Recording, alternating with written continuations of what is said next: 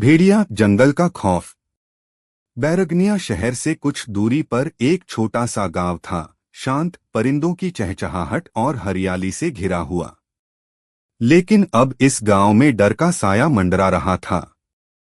हर कुछ हफ्तों में गांव की एक लड़की लापता हो जाती और फिर उसकी लाश जंगल के रास्ते में पाई जाती। गांव के लोग डरे हुए थे। यह सिलसिला कब से चल रहा था, किसी को नहीं पता। लेकिन अब तक 7 लड़कियां मारी जा चुकी थीं। कोई इसे जंगली जानवर का हमला मान रहा था, तो कोई दैवीय प्रकोप। लेकिन कुछ बुजुर्ग विस्परिंग करते कि यह सापित भेड़िया का काम है, एक ऐसा राक्षस जो इंसान का रूप धरकर गांव की लड़कियों को बहकाता, फिर उनका शिकार करता। सूरज और उसका संकल्प। गांव में रहने वाला सूरज एक निडर और बुद्धिमान युवक था। अपने दोस्त विनय के साथ मिलकर उसने ठान लिया कि इस रहस्य से पर्दा उठाएगा। वे दोनों रात में जंगल के रास्ते पर नजर रखने लगे। कई रातें बीत गईं, लेकिन कुछ हाथ नहीं लगा। फिर एक दिन गांव की सबसे खूबसूरत लड़की मीरा लापता हो गई।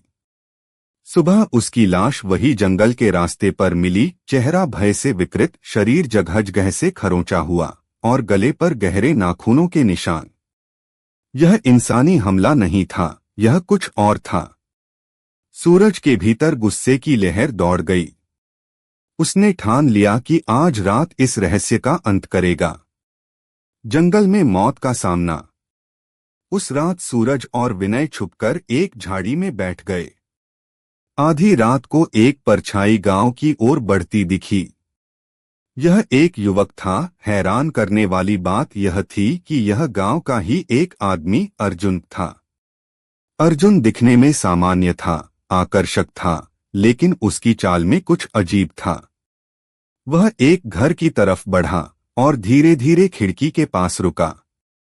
सूरज और विनय दबे पांव उसके पीछे पहुंचे। अर्जुन की आंखें अंधेरे में चमकने लगीं और अगले ही पल उसकी हड्डियां चटकने लगीं। उसकी त्वचा खींचने लगी और देखते ही देखते वह एक बड़े, काले, खूनी भेड़िए में बदल गया। सूरज और विनय के रोंगटे खड़े हो गए। यह वही सापित भेड़िया था जिसके बारे में बुजुर्ग कहते थे। भेड़िया अब घर के अंदर घुसने ही वाला था कि सूरज ने हिम्मत दिखाते हुए मशाल जला दी और जोर से चिल्लाया, अब तू बच नहीं सकता, अर्जुन। भेड़िया पीछे मुड़ा, उसकी चमकती लाल आंखें सूरज पर गड़ी थीं। एक झटके में उसने सूरज पर झपट्टा मारा, लेकिन सूरज समय रहते बच गया। विनय ने जलता हुआ मशाल भेड़िए पर फेंक दिया और जैसे ही आग उसकी खाल से लगी, एक दर्दनाक चीख निकली। अर्जुन छटपटाने लगा, उसकी खाल जलने लगी और कुछ ही सेकंड में वह फिर से इंसान के रूप में बदल गया। लेकिन अब वह अधमरा था। श्राप की सच्चाई। मरते मरते अर्जुन ने कांपते होठों से सच उगला, मैं इस श्राप से बंधा हूं। हर पूर्णिमा की रात मुझे यह रूप लेना पड़ता है। अगर मैं किसी लड़की के साथ संबंध बनाता हूं तो मैं कुछ समय के लिए इंसान बना रह सकता हूं, लेकिन जब मेरा वहम टूटता है तो मुझे उसे मारना ही पड़ता है, वरना मैं खुद मर जाऊंगा। गांव के लोग इकट्ठा हो चुके थे। अर्जुन का सच सुनकर सभी कांप उठे।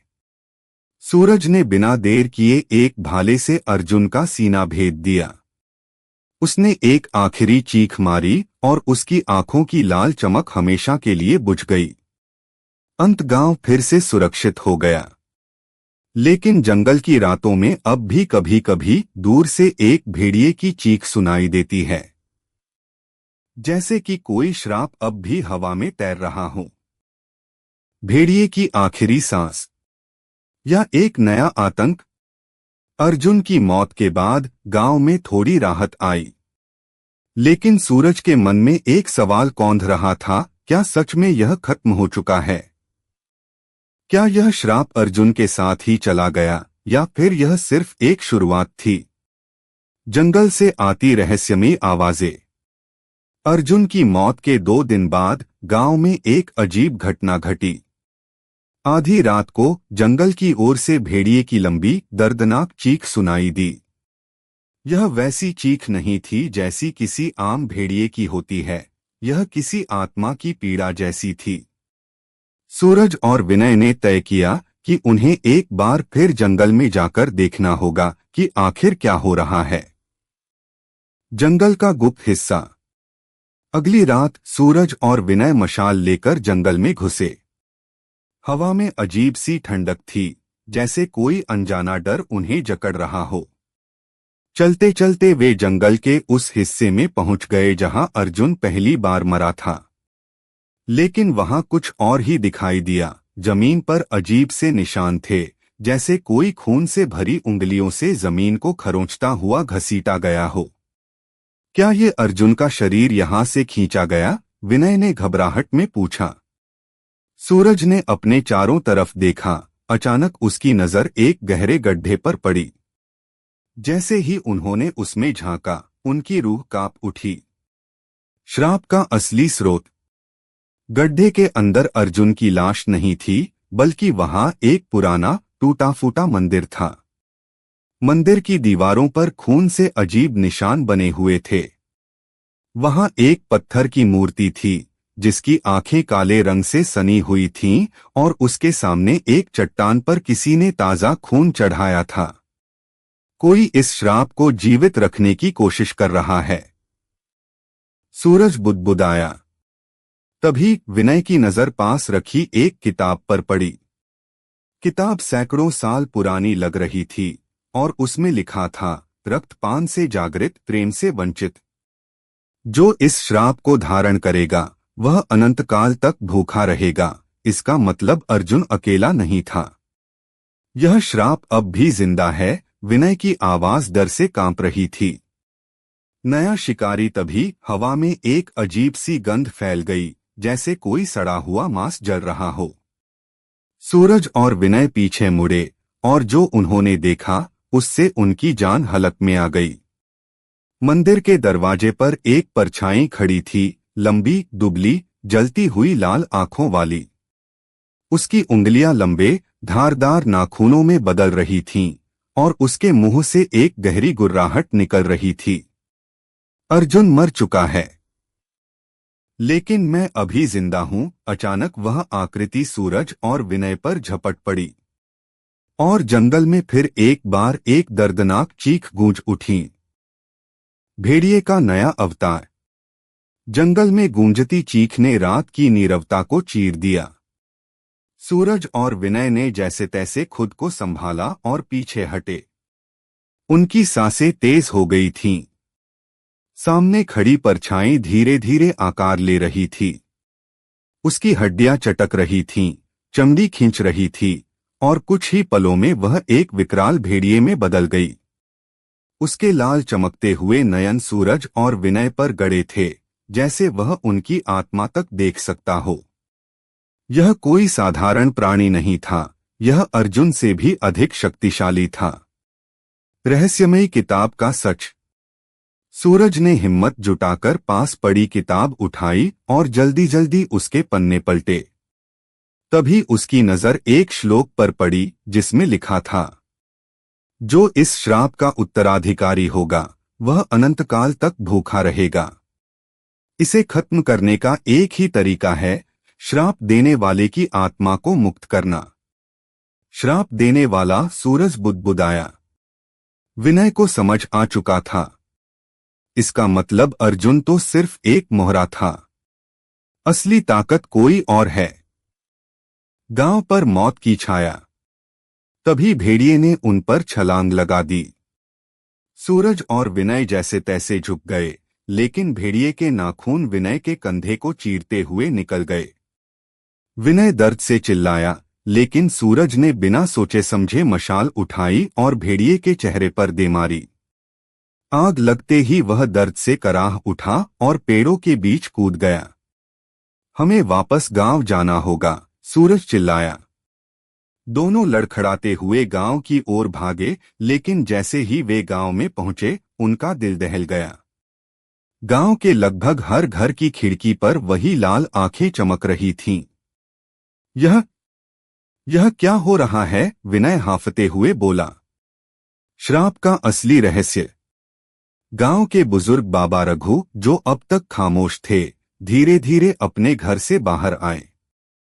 उनकी आंखें झुकी हुई थीं, जैसे वे पहले से सब कुछ जानते हों। अब बताने का समय आ गया है, बाबा रघु ने गहरी सांस लेते हुए कहा। सैकड़ों साल पहले इस गांव के एक तांत्रिक ने जंगल के देवता को प्रसन्न करने के लिए एक बलि दी थी। लेकिन वह बलि अपवित्र थी और देवता ने इस गांव को श्राप दे दिया। तब से हर कुछ पीढ़ियों के बाद कोई न कोई इस श्राप का शिकार बनता है और भेड़िए में बदल जाता है। अर्जुन आखिरी नहीं था। अब श्राप पूरे गांव पर फैल चुका है। सूरज और विनय का खून ठंडा पड़ गया। इसका मतलब अब पूरा गांव इस श्राप का शिकार बन चुका है। बाबा रघु ने सिर झुका लिया। अगर इस बार श्राप को नहीं रोका गया तो यह गांव हमेशा के लिए अंधकार में डूब जाएगा। अंत की तैयारी।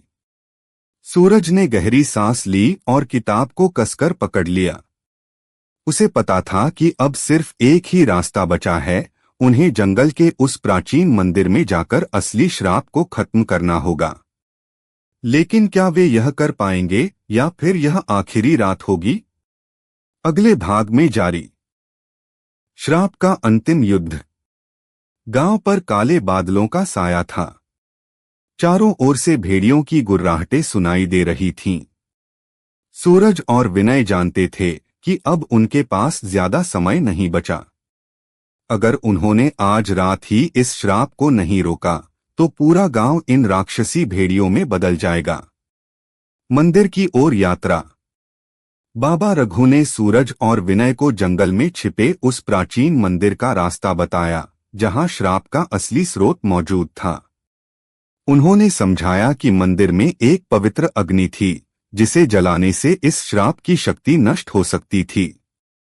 सूरज ने मशाल उठाई, विनय ने एक तेज धार वाली कुल्हाड़ी संभाली और दोनों जंगल की ओर बढ़ गए।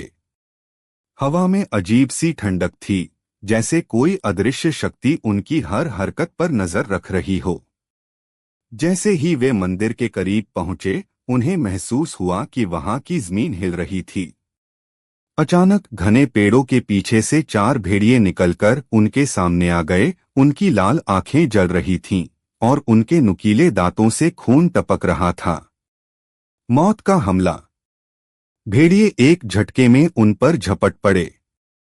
विनय ने कुल्हाड़ी घुमाई और एक भेड़िए की गर्दन पर दे मारी। भेड़िया चीखते हुए पीछे हटा, लेकिन 3 और उसकी ओर लपके।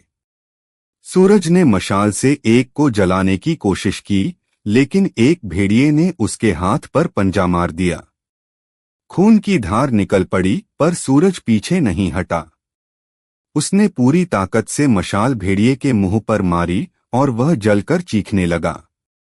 अब सिर्फ 2 भेड़िए बचे थे। एक ने विनय को जमीन पर गिरा दिया और उसकी गर्दन पर अपने दांत गड़ा दिए। विनय दर्द से चीखा। सूरज ने तुरंत कुल्हाड़ी उठाई और भेड़िए के सिर पर वार कर दिया। भेड़िया एक झटके में जमीन पर गिर पड़ा। पर तभी अंतिम भेड़िए ने सूरज पर हमला कर दिया और उसे मंदिर के दरवाजे तक घसीट ले गया। श्राप की असली आत्मा। मंदिर के अंदर एक विशाल पत्थर की मूर्ति थी, जिसकी आंखों में अंधेरा समाया हुआ था। जैसे ही सूरज ने उसे देखा, अचानक मंदिर के अंदर गूंजती हुई एक गहरी आवाज आई, तुम मुझे रोक नहीं सकते। यह श्राप हमेशा रहेगा। अचानक मंदिर के अंदर चारों ओर से काली धुंध निकलने लगी और हवा में एक अजीब सी छायादार आकृति बनने लगी। यह उस तांत्रिक की आत्मा थी जिसने सदियों पहले इस गांव को श्राप दिया था। विनय, जो अब भी दर्द से कराह रहा था, किसी तरह उठ खड़ा हुआ और चिल्लाया, सूरज, आग जलाओ। यही एक तरीका है। सूरज ने जल्दी से मशाल मंदिर की पवित्र अग्नि पर रखी और जैसे ही आग प्रज्वलित हुई, पूरा मंदिर हिलने लगा। तांत्रिक की आत्मा ने जोर से चीख मारी और उसकी काली धुंध पवित्र अग्नि में समा गई। तभी बाहर जंगल में मौजूद सारे भेड़िए एक भयानक चीख के साथ जमीन पर गिर पड़े। गांव में बैठे सभी लोग, जिनकी आंखें लाल हो गई थीं, अचानक वापस इंसान बन गए। श्राप का अंत। सूरज और विनय मंदिर से बाहर निकले। पूरा गांव वहां खड़ा था, डरे हुए, लेकिन अब जिंदा। बाबा रघु ने गहरी सांस ली और बोले, श्राप खत्म हो चुका है। यह गांव अब सुरक्षित है। लेकिन जैसे ही सूरज ने मंदिर की टूटी हुई दीवार की ओर देखा, वहां की मिट्टी में किसी ने खून से कुछ लिखा था। श्राप मिट सकता है, पर वह लौटेगा। सूरज और विनय एक दूसरे को देखने लगे। क्या यह सच में खत्म हुआ था, या यह सिर्फ एक शुरुआत थी? समाप्त, या शायद नहीं? श्राप की नई तबाही। जंगल की सर्द हवा में वह खौफनाक चीख गूंज उठी। सूरज और विनय के रोंगटे खड़े हो गए। उनके सामने जो खड़ा था, वह किसी आम भेड़िए से अलग था। उसकी लंबी काली खाल पर लाल धागे से कोई तंत्रमंत्र गुदा हुआ था, और उसकी आंखों में एक अजीब सा जलता हुआ अंधकार था। अब इस गांव का अंत निश्चित है, वह राक्षसी भेड़िया गुर्राया। गांव में तबाही की शुरुआत। उस रात गांव में कुछ अजीब हुआ।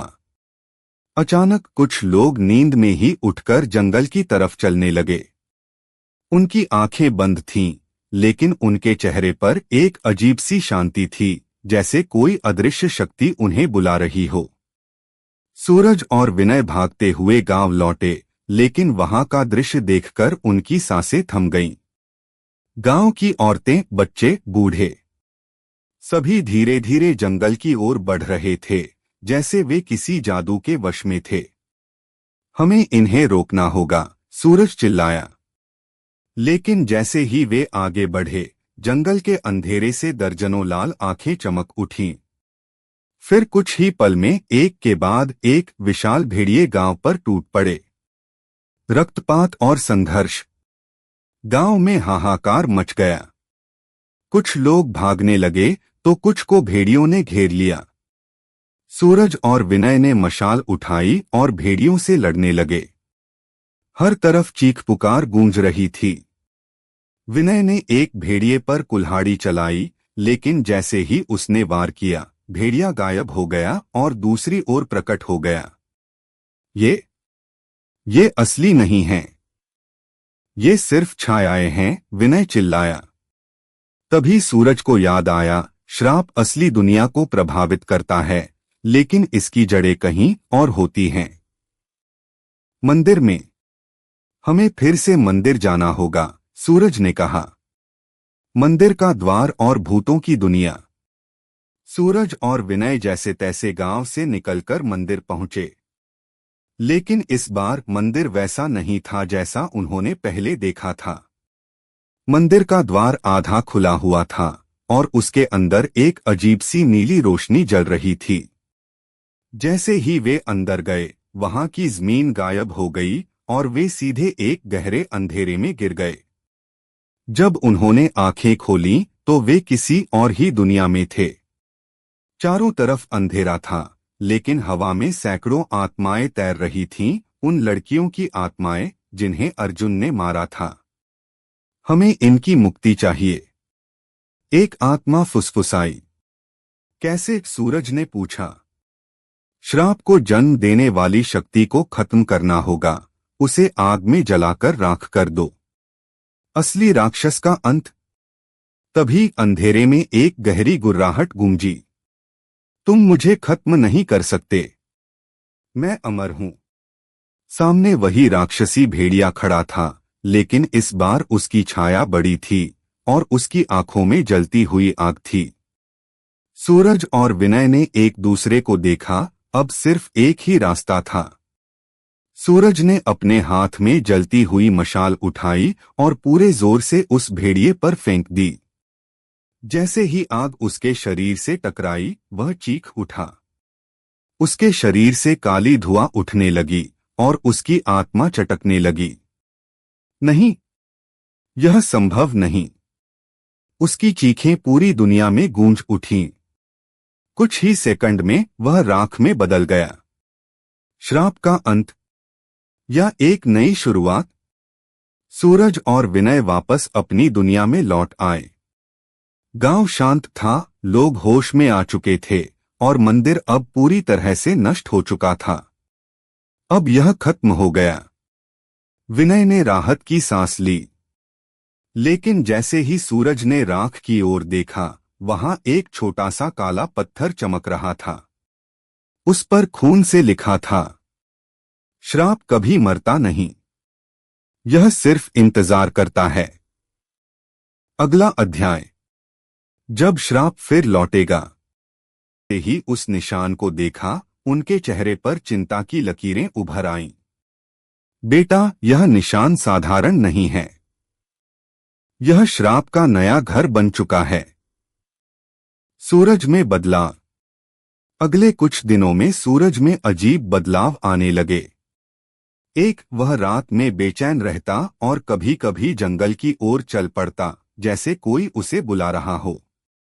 दो, उसकी आंखें कभी कभी लाल हो जातीं और उसे बहुत तेज भूख लगने लगती। तीन, उसकी सुनने और सूंघने की शक्ति इंसानों से ज्यादा बढ़ गई थी। यार, तुझे सच में कुछ हो रहा है? विनय ने डरते हुए कहा। नहीं, मैं ठीक हूं, सूरज झुंझलाया। लेकिन उसके अंदर कुछ टूटने लगा था। पहला हमला। एक रात गांव में फिर से एक मौत हुई। एक लड़की राधा, जिसका शव गांव के बाहर उसी जंगल के रास्ते पर मिला।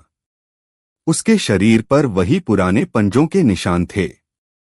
गांव में दहशत फैल गई, क्या श्राप वापस आ गया?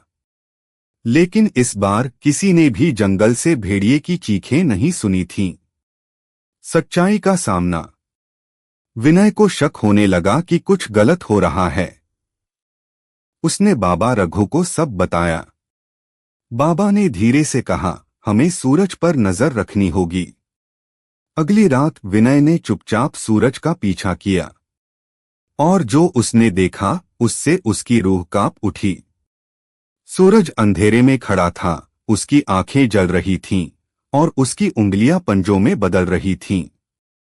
उसके अंदर श्राप जाग चुका था। श्राप बनाम दोस्ती। सूरज, यह क्या हो रहा है तुझे? विनय चिल्लाया। सूरज ने धीरे से उसकी ओर देखा। मैं अब सिर्फ सूरज नहीं हूं, मैं श्राप का नया वारिस हूं। और फिर एक भेड़िए की खौफनाक दहाड़ से पूरा जंगल गूंज उठा।